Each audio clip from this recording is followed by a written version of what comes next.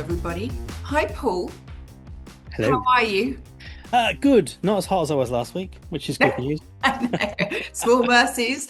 Well, welcome to, gosh, whatever this is, Number four. pod number 4. We've done Mm, 4 we already. have. Can We you have. believe it? There's Yeah. that much to talk about. Apparently so. Well, you're about to get your head bitten off by a cheetah, so maybe you haven't got a lot to Yeah, say. I know. I've been trying to avoid that thing all morning. I don't know what's going on here, but anyway, yeah, we've got to just keep going. Well, the heat's still here. Yeah. This is very true. It's been cooler. It's going to get hotter again. I know. Now you I know have been suffering in London, haven't you, this Yeah. week? So we're in the sort of talk about what we've been doing in our weeks. We've been talking about what we're doing, and both of you and I have recently been doing a lot of driving our desks.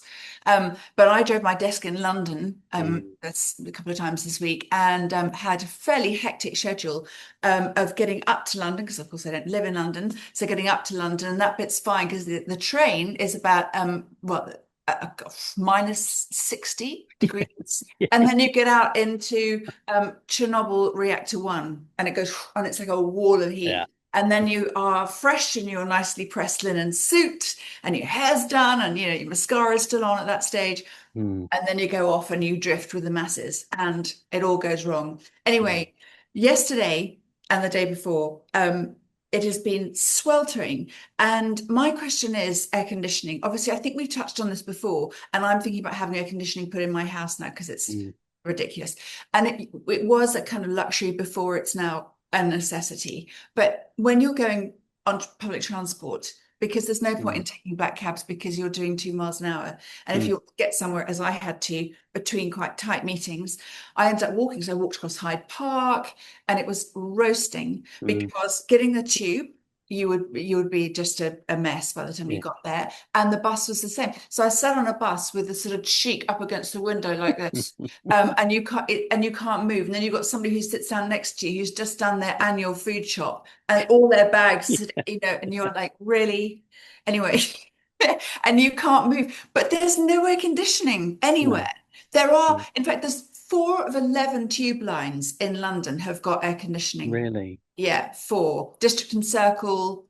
I wish I knew what the other ones were, Oh. but yeah, anyway, I wasn't on those yesterday. I was in way up in North London day before. And anyway, Yeah. Yeah, and the yeah. heat just builds, doesn't it? Over the Yeah, season, the heat builds, so it's not going to cool yeah. down until No, September, October now. it's It's like the just, sea, isn't it? Yeah. just, It holds it. yeah, Oh, no, absolutely. yeah. So, which goes back to what we were saying about this is the new normal, Mm, and we need to worry about the future. We also need to worry about the right now, so that this isn't the same next year and next year and next year. yeah. But yeah, Yeah.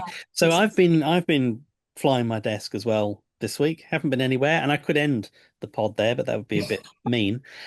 So when people say to me, "What do you do?" I always say to them, "I'm a writer," because that's kind of the easiest. Um, but really, I find being a writer is probably 30% writing, 70% working out what you're going to write. So I've spent this last week, I don't think I've written more than about 200 words this week. It's all been what will I write? How will I write it? And then asking experts questions so that I can write down the answers to the questions. And no one's ever noticed that that's actually what I do, which I've been getting away with it for years now, just asking people who know things and writing it down. But so that's what I've been doing. A lot of in preparation for Farnborough next week, which is, Yes. the annual air show, which I know you're going to be there on Monday, aren't you? I think Yeah. Yeah. something. I'm going to be doing some video work, I hope, including a really fun walk around of a thing called an MV-75, which is a tilt rotor assault Oh, helicoptery yes, that kind of thing that thing. I saw at Goodwood the other day. That No, little, that was a K Max, wasn't that? oh, was it little With the yellow thing yeah, with so the the suction tilt cheeks? the tilt rotor has its engines on its wingtips and they turn like Oh, this. yes, that thing. Yeah, Yeah, yeah, yeah. yeah. So that's gonna be quite cool. But the other thing I was thinking I might just mention now is there was a Ryanair incident, which I'm sure you saw in the news this past week. Yeah, so I never comment on It's air not fun, accidents is or it? incidents. No, it's not. I don't comment on any of that, but I thought it might be useful just to discuss a little bit about cabin pressurization and why this poor fella ended up hanging out of the window and engine failures in general, because they're very, very rare. Both incidents are kind of rare. So maybe addressing the engine failure first. This was what was called an uncontained engine failure. So, the front end of a jet engine is spinning around pretty quickly. It's a big old fan at the front. And on an airliner, it's a big fan, and some of the air goes through the middle of the fan, mixes with air, and I know you know all of this, mixes with air, comes out the back hot, and then a lot of the air bypasses it. It goes around the outside of the hot Mm. section, but it spins the fan and it adds to the thrust without making lots of noise and without burning too much fuel. If a bit in there breaks, for whatever reason, it could be fatigue, it could be that a big bird went into it, or it could be any number of reasons. A bit breaks, it tends to hit other pieces. They all break. Everything's spinning at a ferocious speed. It's all quite grim. The engine nacelle, the casing around it, is designed to capture that debris. But occasionally, if it's a violent enough incident, or if you're just unlucky, a bit will come out of the side. And I've seen pictures of the engine online, and there are a few bits missing as you look into it, and a big hole in the side of the nacelle. And it looks, unfortunately, like a piece came out the side and hit the window. And of course, our perception of depressurization is that things get sucked out. You know, you see this in movies, don't you? Someone, I don't know, the hijacker fires a gun and breaks the window, and all the bits of paper and the coffee cups go shooting Yeah. out the window because they get sucked out. Well, they don't. It's actually the opposite. They get blown out because the pressure is higher on the inside than it is on the outside. So you're not being sucked out, you're being pushed out by the cabin air leaving. Regardless, if you're the one hanging out of the window, it's still not a great deal of fun. But I just thought we talked, I don't know, maybe two podcasts ago about the cabin altitude on the Gulf Streams, saying that Yeah. it was quite low. Mm. Um, I thought it might be worth talking about cabin altitude a bit. Tell me if I'm being boring and I'll stop. I'm speaking for the nation who are watching right now. 6.7 million of them, obviously. Obviously. Yeah. I think they'd be very interested to know. I'm here. I'm here for it, 100%. Brilliant. Okay. Well then I'll try and remember how it works. So um as the aeroplane climbs, it climbs up into less dense air. And I think if you get anywhere above sort of 6,000 feet, you're going to start feeling that. You can feel it in your breathing. You know, if you climb a mountain, you're going to feel that. If you get up to sort of 14, 15, 16,000 feet, you're not going to function very well for very long, just because the air is less dense, there's not enough oxygen. So you become hypoxic and all this kind of thing. A modern jet airliner doesn't really work very well unless it's up at 30,000 plus feet, where a human couldn't survive. So the cabin is pressurized to simulate a much lower altitude. But if you pressurize the cabin to be the same as it is at sea level, which is where humans work best, we work best at sea level with that concentration of oxygen and that air pressure on us. If you pressurize the cabin to that level, it has to be really strong, really heavy. It just becomes impractical. So instead, as you climb, the cabin is gradually pressurized. And then usually in the Ryanair case, it was a 737-800, the cabin altitude is about 8,000 feet. So it pressurizes so that your body feels as though it's at the top of a mountain at 8,000 feet. But because the cabin pressurization air comes from bleed air from the engine, so you have, if you like, a valve on the engine, and instead of throwing all of the air out of the back to push the airplane forwards, some of it comes down a valve and it comes into the cabin air conditioning system, pressurization system, and it's made less pressure, it's cooled down, and then it's pressurized again to match the 8,000-foot cabin altitude.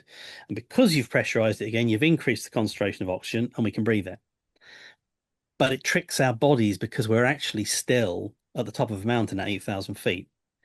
From there right up to cruising altitude, we're still at 8,000 feet, which is why you feel dehydrated, a bit tired, not at your best when you've flown, because it's like you've been on a mountain at 8,000 feet for the last 8 hours, whatever it might be. Yeah.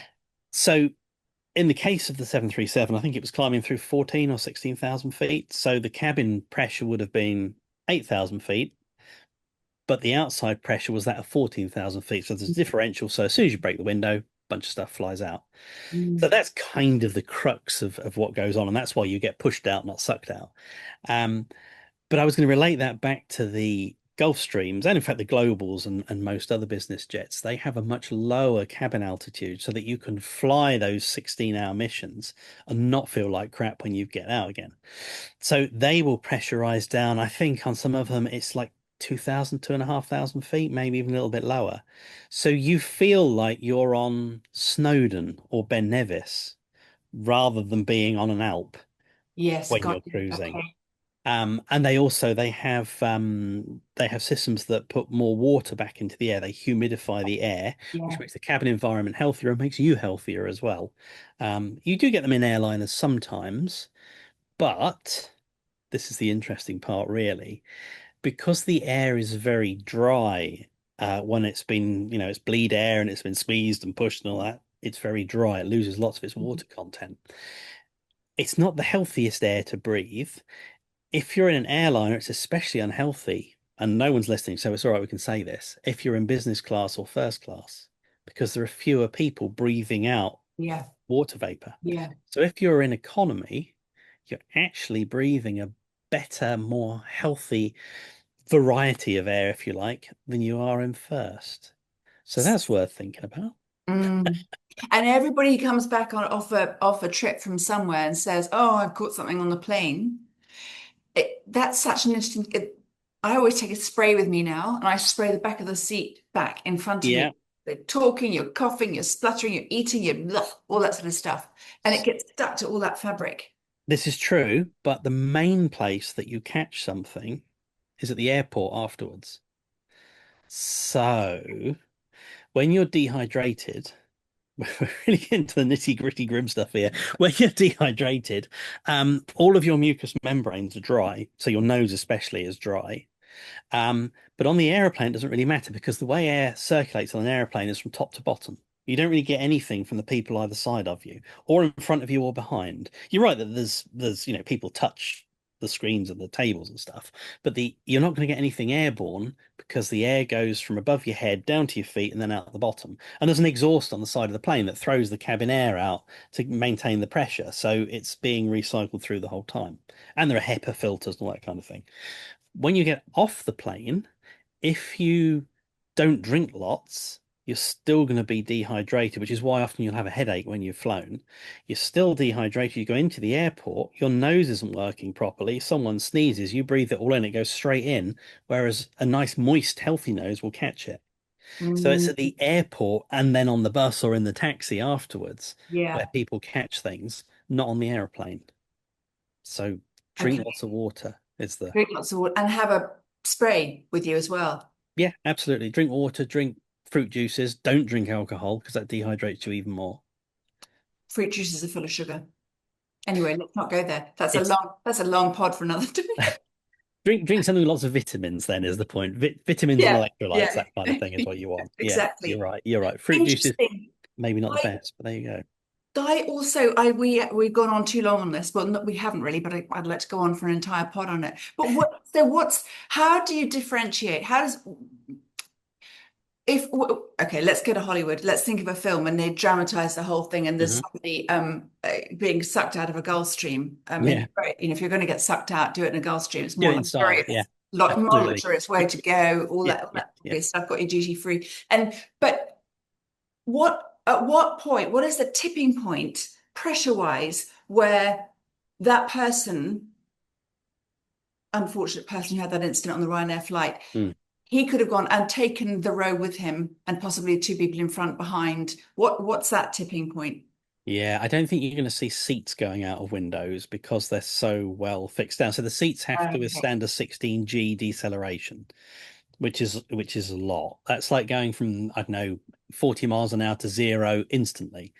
So they're really, really fixed down. They're very, very strong. It's loose items. The really the crux of all this is always wear your seatbelt. Yeah. Always, always, always wear your Yeah. seatbelt. When you're sitting down, put your Yeah. seatbelt on. And, Yeah. and they'll often say, oh, you can loosen it a bit. I don't always have mine nice. I like to be able to feel that it's tight just Yeah. because Yeah. why wouldn't you? You see these Why would turbulence incidents and people get hurt, and you just think you wouldn't get hurt if you were wearing your seatbelt. Like, occasionally, if yeah. it's really severe, it will rip a seatbelt off, but very rarely.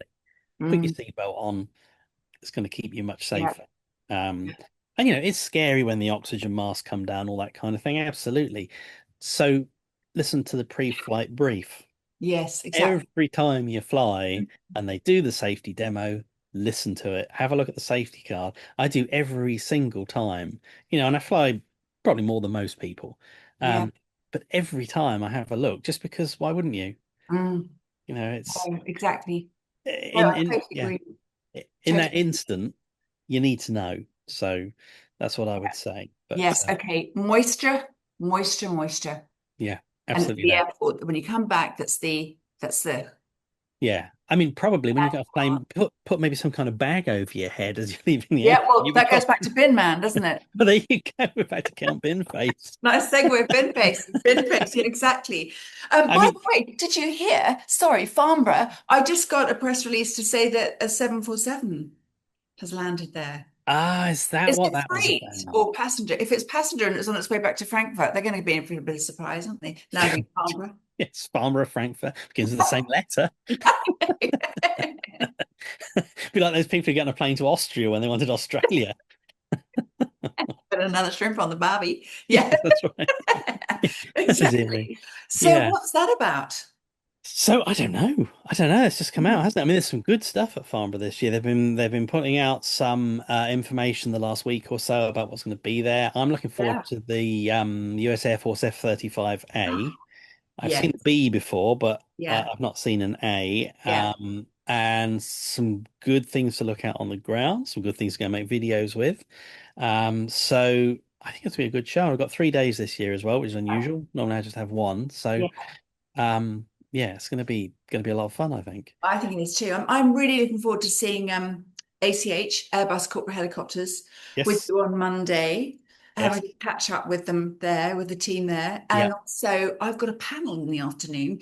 This is not a klaxon trumpet on my own, but I've got a little panel going on in the afternoon talking Mm, about women in aviation and women journalists in aviation as yeah. well, and to how you get into it. And there are so many jobs that, it goes back to that conversation we had ages ago about schools and being Mm, educated on all the different dynamic careers you can have. You don't have to go and join an insurance agency or be on a mm, reception and pick up a phone and work a mm, switchboard or go and work in a bank. Or, I mean, there are yeah. so many great things out there, and you don't have to stick at one thing for the rest of your life. I No. know family members will probably just go, ignore her. Look at what she's doing. She doesn't know what she doesn't know what the podcast is talking about. Why would she be telling? Why would we be listening to a word she's saying? Yeah. I mean, Um, I would say if you think about aviation, you just mentioned insurance. You could become a specialist aviation insurance broker, yeah, or you could become, what else did you mention there? Receptionist. You could become front of house at an FBO. yeah, They're yes, all kind of the same thing, but you can do just about anything in aviation. If you think of a job, you can probably find an aviation equivalent. yeah. And Start anywhere. people just need to be shown, especially I think still girls need to be shown that potential. Mm, Um, it's quite a difficult industry to understand because most of it happens either over a fence or very high, so you don't really see it. But once you've shown young people, I mm. think many of them will be hooked. And really, shameless shout out here to a company called Saxon Air in Norwich, which I know you know well. I've And in got fact, this fantastic. background here is their little electric airplane that I'm flying in, and that runway over my shoulder Is is that the Norwich Alice? Airport. Yes, Oh, there you go. brilliant. Yeah, Um, is it going to land? It's been landing for about 4 weeks now. yeah, it's very slow. It's Yeah, very, very slow, yeah. yeah, But they are very good at reaching out to the local community, to yeah, they schools and are. places like that, and saying, come in and have a look. Let us show you what we do. Let us show you what aviation is. And not just for their own gain, but for the industry's gain. And I would, the panels at Farnborough, absolutely brilliant. But really, if more companies could just say to the local people, just come and see what happens over the fence. This is what we do. Yeah, I think it would make aviation more accepted and would show people the opportunities that are yeah, just there on their doorstep. yeah. So I yeah, totally agree. mm. I literally about to do the same thing with Saxon because I just got a press release to say they did 259 flights to Royal Ascot. Wow, in the helicopters. That's insane. I mean, they Mm. have the largest fleet in the UK, the British Isles, the Mm. largest charter fleet Yeah, yeah, in yeah. and out of sea all the time. But that, I mean, 259 flights, that's insane, isn't it? That's just so many, isn't it? And that's all managed helicopters, isn't it? VIP charter Yeah, managed helicopters. yeah, yeah. They are busy, busy people, but still find time to get the school kids in and do all Yeah, that stuff, which yeah. is so impressive. So And that's the thing, and I'm big on that, and I wish there was more interaction between people that do unusual things and schools. mm. and just the entrepreneur. I think I could be wrong, but I think there's more entrepreneurs in the world now than there ever have Mm. been. Could be No, wrong, but true. and Yeah. and that in there are so many opportunities out there, and to talk to schools and to actually get them started on the road if Mm. they don't know what they're doing. But it's so important. One of the passions linked to what's behind me, this big cat. Um, I have loved the cheetah. I've loved Africa forever and ever and ever. And Mm. I love big cats and I love nature. It's my absolute favorite thing. Sure. So years and years ago, I was reading about cheetahs and their plight for survival, and there were sort of 6,100 left in the wild. And I'm not a fan of zoos. They have a place because they're educational, but beyond that, and so of course these cheetahs are extraordinary animals. They're the fastest land animal, but they're also heavily predated because the Mm. big cats take their food. They can only hunt at night because they're predated during the day. They Right. eat the cubs. The cubs are predated, and it's Mm. really hard for them. So they have to stay hunting at night because also during the day, when they go and try and take a little goat or something small from a farm, the farmers shoot them. Mm. So enter stage left. A Maserati, which has been delivered to me by a chap called Alan. And Alan knocked on the door, and I had been in Africa doing some bits and bobs Yeah. and come back. And my then boyfriend was a photographer, and I had some lovely pictures over the walls in the house of these cheetahs. In fact, it was a Jaguar XK launch in South Africa, and which was amazing. So we'd done the garden route and all that sort of stuff, and then we'd gone to see some cheetah um, wildlife centres. Anyway, so on the way back, we got all these pictures together, put them on the wall. Alan comes, delivers the Maserati to me, and said, "Can I use your loo?" And I said, "Yeah, no problem. Sure, use the loo." And then he comes downstairs and says, "Victoria, you've got pictures of cheetahs and fast jaguars and fast cats everywhere, all over your house." And I said, "Yeah, I love cheetahs." And he went, "Do you know the Cheetah Conservation Fund?" And I said, "Foundation." And I said, "Yeah, I do." He said, "Do you know Dr. Laurie Marker?" And I said, "No, but I've read all about her and, she sounds amazing." I've known Laurie for ages. So a random guy who delivers a test car to me knows all about cheetah conservation in Namibia and Africa. And so, of course, I get introduced to her. We meet. Da, da, da. I then become a trustee of Cheetah Conservation Fund, who are based in Otjiwarongo in Namibia, just beside Windhoek. And they do the most amazing work. And of course, the cheetahs are trafficked through the Horn of Africa. They are predated. Their numbers are in decline. We've got them up to about 7,100 cheetahs in the wild now, but they so Wow. badly need help. And I've been doing various things with them at the RGS, Royal Geographical Society, Mm. and various other places to try and educate and bring people into cheetahs, because there's a lot of money being raised, obviously, for medical charities, for Mm. all the Mm. obvious and RNLI, and I get that. But animals don't have voices. And I'm just so passionate about these animals, about all animals, but I particularly love the big cats Mm. and the cheetahs. And I so want schools to get involved. And December the 4th every year is International Cheetah Day. And I wish in schools they could do running races, sponsor 5p, cheetah cup, cheetah paintings and all that sort of Yeah. stuff. And I know that our UK arm of the Cheetah Conservation Fund would go and talk to schools were it a possibility. So if anybody Mm. out there is watching this and they think they might like to know more about cheetahs, I will come and talk to your school. I'll Mm. come and talk to your class because I love them. Yeah. It's, Nice. So yeah, Africa. yeah. Mm. I love that Random Alan was the start of I know. your I know. cheetah involvement. Yeah. But Africa, you said you're doing various bits in Africa. Now, you promised us a couple of pods ago that there was a little story somewhere about Rolls-Royce in Africa, and we Yeah. probably haven't got time for the whole story I today. know. But give us a taster, and maybe we can come back to it. Okay, the abridged version. So Mm. this is a long time ago. A lot of cars came along to be launched, and getting on car launches was just it was a casserole of meat and lots of people diving in to get their pieces of meat, and it was Hmm. just too many people, just not enough outlets. And I Yeah. thought you've got to kind of pivot all the time and find something else to do. And I at that stage wanted to do big drives. I wanted to drive across Alaska, Hmm. America, Australia, Yeah. Africa, all that sort of stuff. So I did. So it was suggested between me and a chap called Richard Bremner, who is a car writer for Autocar magazine, and somebody else called Jeremy as well.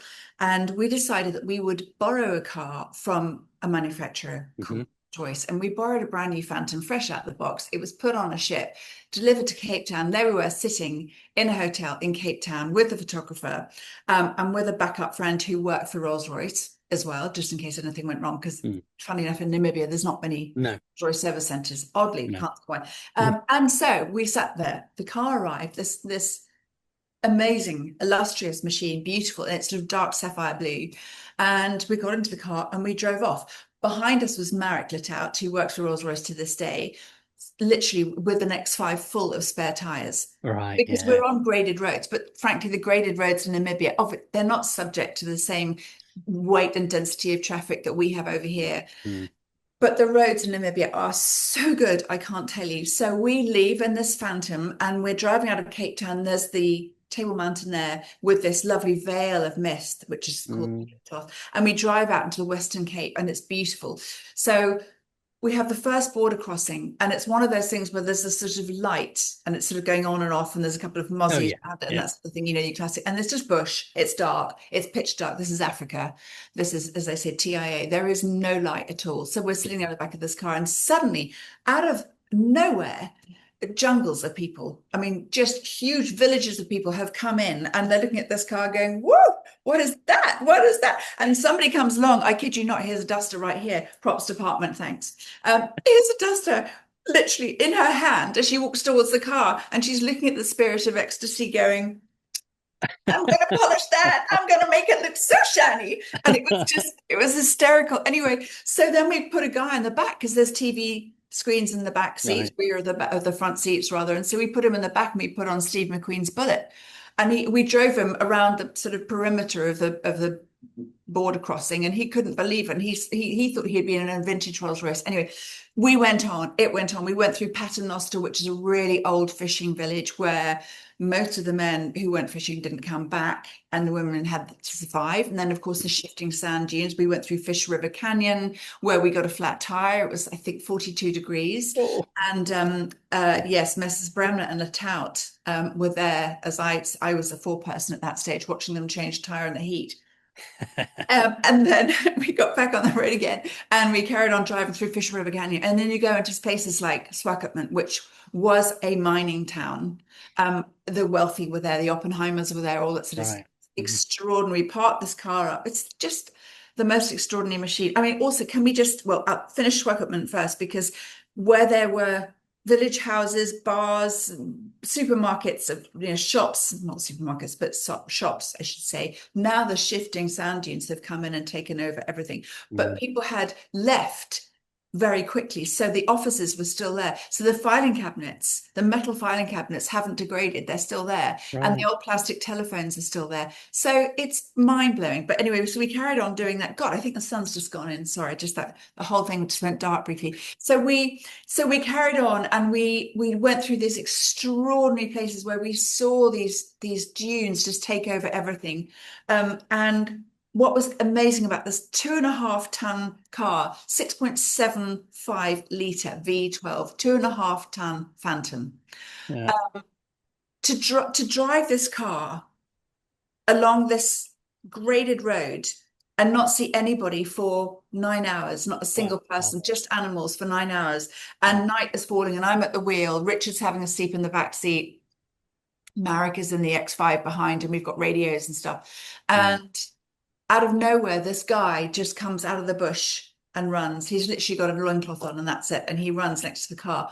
And I'm thinking, where did you come from? And he's looking at me going, the hell is that? What is that? He couldn't believe it.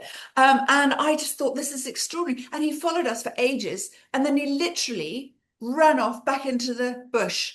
There's something going on there. How did he know? How did they know we were coming to the border crossing? Yeah. How did he know we were on that road? So, and then we passed amazing signs. And I literally haven't had time, unfortunately, to get the pictures up. But maybe when this pod extends and we can bury ourselves in a bit more detail. There's a place called the Luderick Ritz, which is kind of like a camp hotel sort of thing, and it's got two Okay. R's, and we've just driven past this and I just went, boys, stop, I've just seen the most epic shot. We've got to get the Phantom underneath these two R's underneath this sort of little dome. Anyway, it was just the most amazing thing. But at 100 miles an hour on this graded road, we came upon this beautiful, sloping, gentle cambered turn. Mm. And Richard suddenly woke up and went, "Oh my God." And I said, "No, it's fine. It's fine." And I was doing just over 100 mph. And the car is so stable. I mean, it just, the faster you go, the more it grips Wow. onto the ground. It's extraordinary, this thing. So there was I thinking the Phantom looked to me like it had the aerodynamics of a chieftain tank. Yes. It Yeah. was ostentatious. It was not, I like small cars, Mm. I like getting everywhere. I don't like being in such a big car that I can't get down a road. I loathe it. Mm. But this car was insane. And I have been a massive fan of Rolls-Royce ever since. Hence, I've been doing a lot of lovely things with them this year. But Mm. that car was extraordinary. And we sold it on the trip. We sold it on the drive. And we ran one day, we were hungry, we ran out of food, and we found this little village somewhere. And it was a petrol station. It had two chickens on a rotisserie in this old thing around this, and we said, "Oh, we've got to do it." So we took the chickens, and Richard was driving, so I sat in the back, literally rising apart these chickens, and put it on a plastic tray that was actually underneath, holding some WD-40 or something.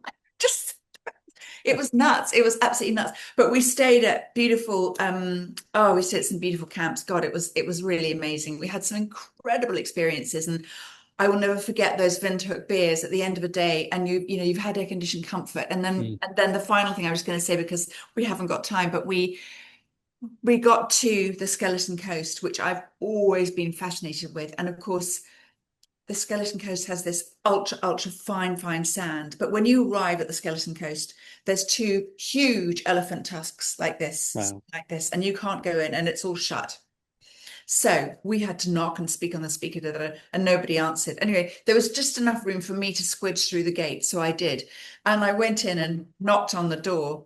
And there was a as the door opened. And there's a guy sitting there watching an Everton match with his feet up, drinking a can of Coke. Another illusion shattered. I was expecting full warrior men with their sticks and the whole thing. I was like, "Come on, give me the full experience." But that wasn't happening. Anyway, so we got the car in. He couldn't believe it. And then, "What's going on here?" And then we drove into the Skeleton Coast, and the road that you think you're on disappears because the sand dunes move and shift Mm. every day. And there's no GPS, there's no nothing, absolutely nothing. And what is amazing as well is that you are so close at points on these roads to the Atlantic. And there are parts of the Atlantic that come up the west coast of Africa. The sand rises, it's quite shallow, Mm. deceptively, but the sand rises and you see these breakers crack over the top of the sand dunes. And these ships, long gone, were finding it difficult to navigate through the sea fog. This the intensity of this sea fog, and as they're coming up the eastern coast of Africa, they were carried, Mm. unbeknownst to them, on the sands Right. across and then dumped. And so you've got huge oil tankers. I mean, these things are just broken in two and sticking up. It's just, the cormorants also look quite depressed. They were sitting there going, "Oh God, not another day, Roger, really?" It was just, it was hysterical. It was wild. It was emotional. Sitting there with the car at night, watching barking, listening to barking geckos, listening to lions in the distance, looking at the stars. I mean, we had astronomers with us on the journey as well, and it was mind blowing, absolutely mind blowing. I'll never forget it ever. Wow. I, what do I say? Nothing I can say, really. Want to do Except it I've again? always thought Rolls-Royce big and ugly, but you're changing my mind, to be Yeah. honest. I mean, the underpinnings are a 7 Series BMW. Don't tell them I said that. No, But no. it is effectively that, but it's an extraordinary car. The detail, Mm. I mean, and I've been doing design week with Rolls-Royce a few weeks ago, and the Yeah. detail of, and you say, "I want to have whale foreskins," excuse me, everybody, on my front seats or something like that. And you do that, and they put it on super yachts, but you have that. And then somebody says, "But I also want the initials of my three cats Mm. stitched in gold." And they can do that. And nothing's ever a problem, of course, Yeah. but it's extraordinary. Anyway, the car at the time was worth about £250,000. So we went on that drive completely aware of the complexity of the cultural sensitivity of what we were doing, Mm. because nobody in a million sort of generations would be able to afford a tank of Mm. fuel in Mm. that car, let alone the car itself. So Wow. we had a great time, and everybody we met was fantastic. We met a bunch of American students in a really beaten up or water cooled VW Beetle, and they were driving as well, and they were looking at us going, "Can we swap cars?" Not at this stage. So we ended up sitting in the car park at Windhoek Airport with a crate of Windhoek beers, waiting for our Namibia flight home to London. Brilliant. Amazing. Yeah. Got Brilliant. lots of mileage out of that story. Just fantastic. Yeah. So, goodness. Yeah. Yeah, heavens. So we've got Farnborough Airshow next week. We're Yes. both there. Yeah, Lots absolutely. to talk about and a few other things, but we're running out of time now. So I Yeah. think we pause it there. I think so. I think we should. And we need to hear more about Africa and Rolls-Royce in the future. But for now, Yeah. yeah, let's Yeah. pause it there. We need to say thank you to Eva Media, of course, for We hosting do. us as Thank ever. And as you say, we will be back with Farnborough Airshow news and more. Yeah. Yeah. Fantastic.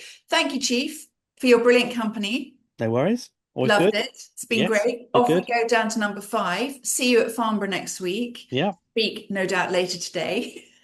yeah, probably. Yes. And yeah, thanks everybody for watching. And do find us on YouTube and on LinkedIn and Eva International Media. Yeah, And we look forward absolutely. to seeing you there. And at some stage soon, I'm going to get the chance to actually share this pod on my own LinkedIn and via YouTube as well, which I haven't had a chance to do because this year is frantic. But it's all good. It's all All good. good. Have All a good. really good weekend, everybody. A good rest of the week, and we'll see you next week.